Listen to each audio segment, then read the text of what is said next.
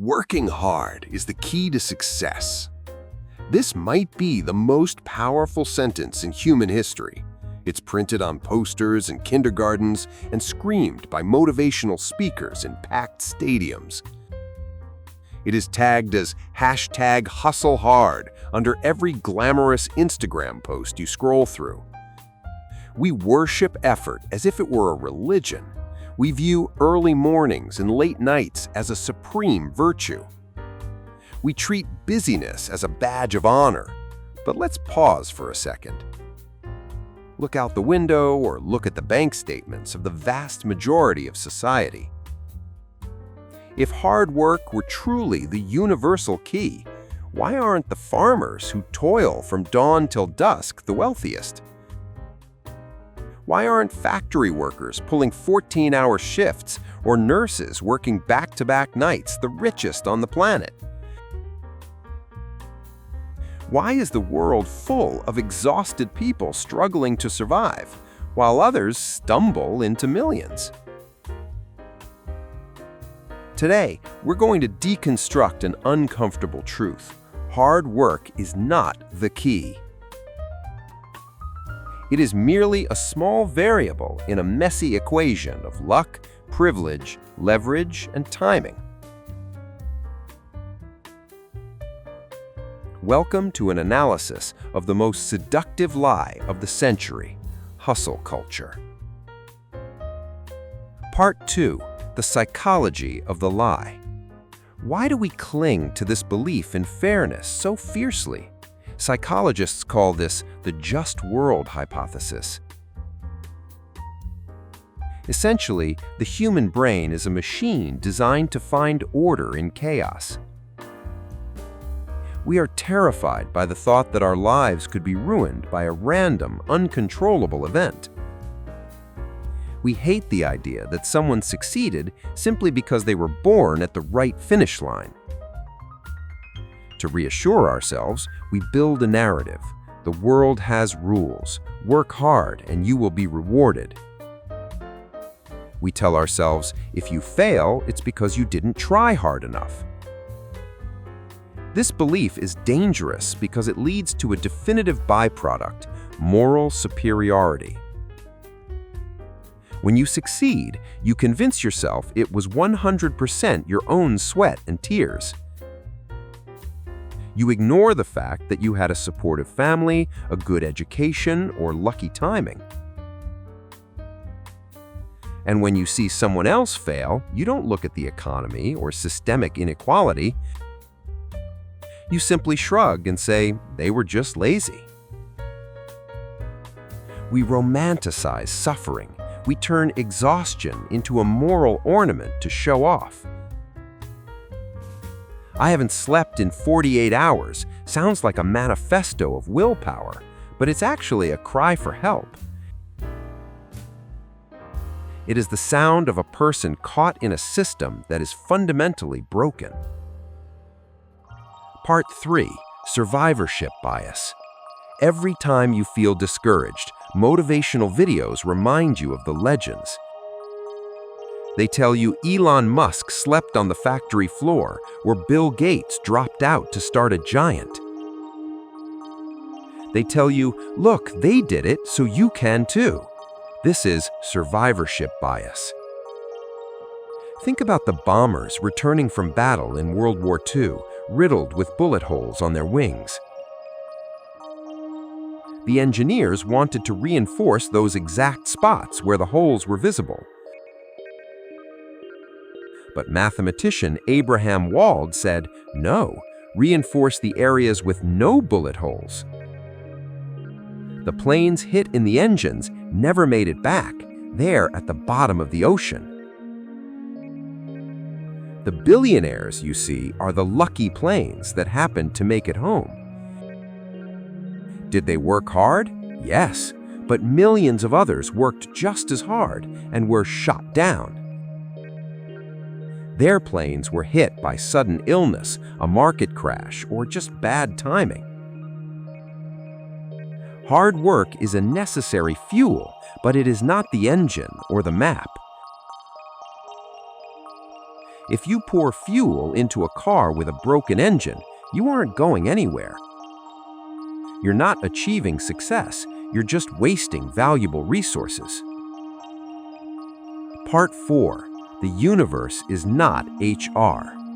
There is a fatal flaw in our thinking. We imagine the universe functions like a corporation.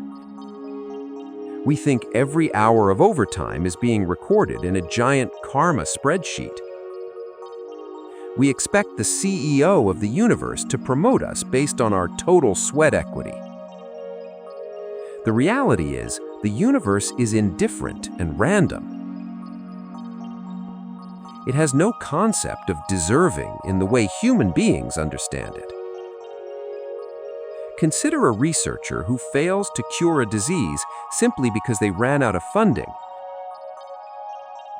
Compare them to a teenager whose 15-second dance video goes viral, leading to a $1 million contract.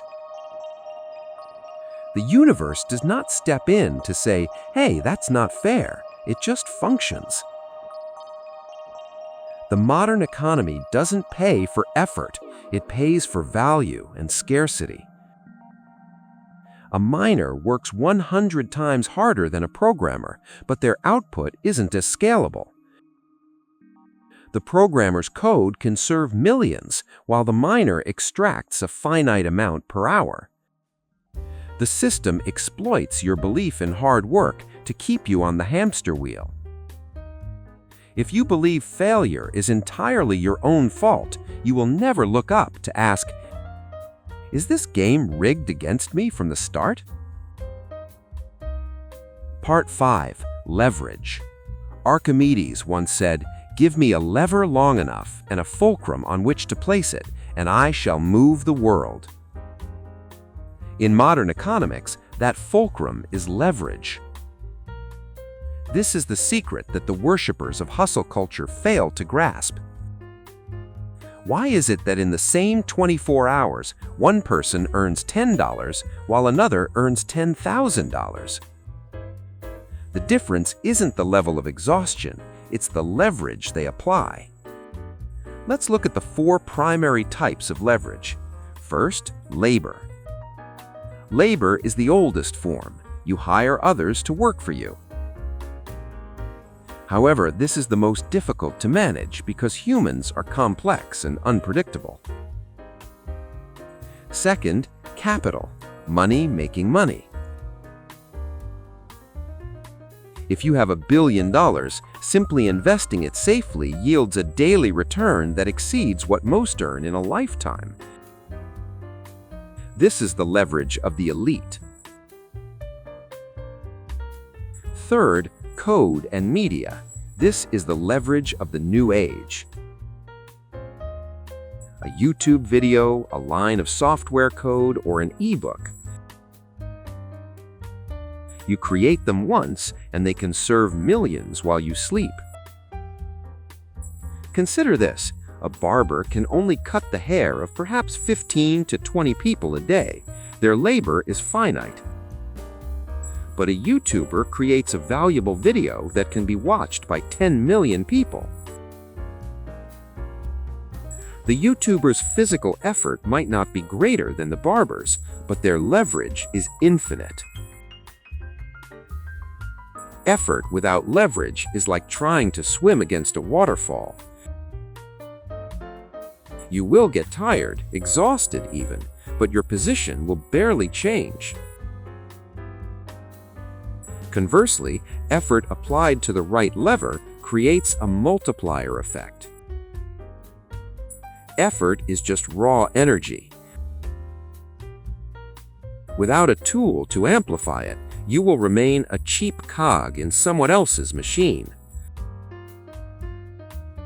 Stop asking, "How many more hours can I work?" and start asking, "What kind of leverage am I using?" Part 6. The manipulation. Why does the myth of hard work persist so stubbornly, despite its obvious flaws? The answer is simple. There is a billion-dollar industry that thrives on selling you this belief. The motivational industry exists to tell you the problem isn't the system, the problem is you. Are you poor? It's because you didn't wake up at 5 a.m. Are you burned out? It's because you haven't mastered time management. Did you fail? It's because your mindset wasn't positive enough. They sell you life-changing courses and books on awakening the giant within. But they never mention opportunity inequality, inflation, or market saturation. If they admitted the world involves luck and systemic injustice, they would have nothing left to sell you. They have turned rest into a sin. In their world, even when you sleep, you must sleep productively. Even when you relax, you must call it recharging to work better. This is a new form of psychological slavery. We no longer need a master with a whip because we have learned to whip ourselves every time we find ourselves idle. We have begun to measure human worth by the number of email notifications received, or the depth of the dark circles under our eyes. That isn't living, that is existing to optimize profit for a system that doesn't care about your mental health. Part 7. The solution. So, if hard work isn't the key, what should we do? Should we just give up and leave everything to fate? Absolutely not. The solution isn't laziness, it is awareness. We need to accept an uncomfortable truth. Sometimes we will fail despite our best efforts. And sometimes success simply comes because we were lucky. Accepting this liberates you from the weight of guilt. You stop torturing yourself for not meeting the unrealistic standards set by society. Shift your strategy. First, stop worshiping busyness. Do not be proud of having no time for your family or yourself. Busyness is often a sign of an inability to prioritize. Second, seek leverage, not hours. Spend your time building scalable skills like writing, coding, or strategic thinking. Third, respect luck. When you succeed, be humble, knowing that fortune smiled upon you. When you fail, be kind to yourself, knowing that factors beyond your control were at play. True success isn't about how much money is in your account. It's about how much control you have over your own time. If you earn $1 million but cannot afford 1 hour of silence, you are nothing more than a wealthy slave. As we end this video, I want you to remember the image of the key. Society handed you a key labeled hard work and told you to run towards the door of success. You ran, you sweated, you collapsed from exhaustion, but the door wouldn't budge. Perhaps it's not because you didn't turn the key hard enough.